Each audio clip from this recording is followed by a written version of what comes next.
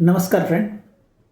आज मैं बात करूंगा आईईएम के बारे में, इंडस्ट्रियल एंटरप्रेन्योरशिप मेमोरेंडम, जो लास्ट सेक्टर से भी जाना जाता है। आईईएम रजिस्ट्रेशन किसको बोलते हैं, उसकी कब एप्लीकेशन करना होता है, किस कंपनी को इसका रिक्वायरमेंट रहता है, कैसे अप्लाई करते हैं और उसके क्या फ़ायदा है, वो सारे हम आज जानेंगे। पहली बात तो जो हम एमएसएमई से बहुत वाकिफ़ है, माइक्रो स्मॉल और मीडियम एंटरप्राइज हम जानते हैं, पर एमएसएमई के बाद क्या, तो उसको आईईएम रजिस्ट्रेशन बोलते हैं।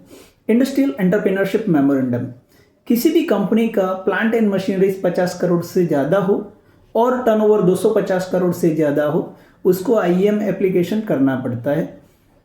इसमें प्लांट एंड मशीनरीज का WDV वैल्यू कंसिडर करता है और एक्सपोर्ट में अगर किसी का है तो वो टर्नओवर में कंसिडर नहीं होता है। तो जो नेट टर्नओवर है वो उसमें देखा जाता है। कोई भी कंपनी हो, एग्जिस्टिंग कंपनी है और उसका टर्नओवर 250 करोड़ से ज़्यादा हो गया हो, अदरवाइज उसके एक्सपांसन में 50 करोड़ से ज़्यादा प्लांट एंड मशीनरीज हो रही हो टोटल, तो आपको आईईएम एप्लीकेशन करना पड़ता है। आईईएम एप्लीकेशन पार्ट ए और पार्ट बी दोनों तरीके से करना होता है। इंटेंट टू सेटअप, कोई नया यूनिट आ रहा है तो उसको पार्ट ए कंपलसरी लेना पड़ता है, और जब वो मैन्युफैक्चरिंग में आएगा उसको पार्ट बी अप्लाई करना पड़ता है। और कोई यूनिट एग्जिस्टिंग है उसको भी पार्ट ए पहले अप्लाई करना पड़ेगा और उसके बाद पार्ट बी उसको अप्लाई करना होगा। तो एग्जिस्टिंग यूनिट को पार्ट ए और पार्ट बी इमीडिएट कर सकते हैं। नया यूनिट है तो उसको पहले पार्ट ए लेना होगा, उसके बाद जब प्रोडक्शन में आएगा तब पार्ट बी ले सकते हैं। तो ये पार्ट ए और पार्ट बी आईईएम में कंपलसरी है, डायरेक्टली कुछ कर नहीं सकते हैं। आईईएम क्यों करवाना चाहिए? तो पहली चीज़ तो ये गवर्नमेंट का रजिस्ट्रेशन है। जब आप एमएसएमई से बाहर निकल जाते हो तब आईईएम कंपलसरी होता है। गवर्नमेंट्स को कोई भी बेनिफिट्स लेना हो तो भी आईईएम कंपलसरी है, गवर्नमेंट का कोई सब्सिडी लेना है तो भी आईईएम कंपलसरी होता है। कहीं पर भी आपको प्रोडक्शन यूनिट उसका कैपेसिटी वगैरह दिखाना है तो ये सर्टिफिकेशंस वैलिड है। आपका एक्सपेंशन वगैरह दिखाना है तो उसमें ये आपको सर्टिफिकेशन चाहिए होता है। गवर्नमेंट से कोई सब्सिडी लेनी हो तभी आईईएम सर्टिफिकेशंस लेना जरूरी है।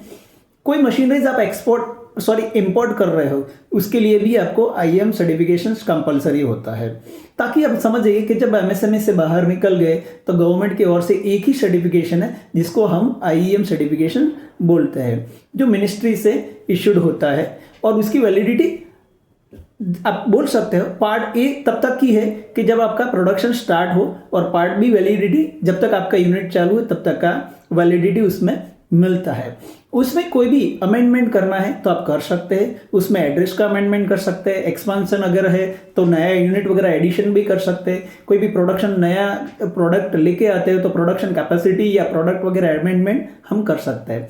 तो आईईएम के रिलेटेड कोई भी आपकी क्वेरी हो, उसमें नया यूनिट सेटअप हो या नया कंपनी सेटअप हो जिसमें आपको आईईएम चाहिए होता है, पार्ट ए और पार्ट बी कोई भी अमेंडमेंट करना हो तो आप तत्व कंसल्टेंसी सर्विसेज का कांटेक्ट कर सकते हैं। हम पूरे इंडिया में आईईएम सर्टिफिकेशंस के लिए अच्छी तरह से काम करके आपको दे सकते हैं।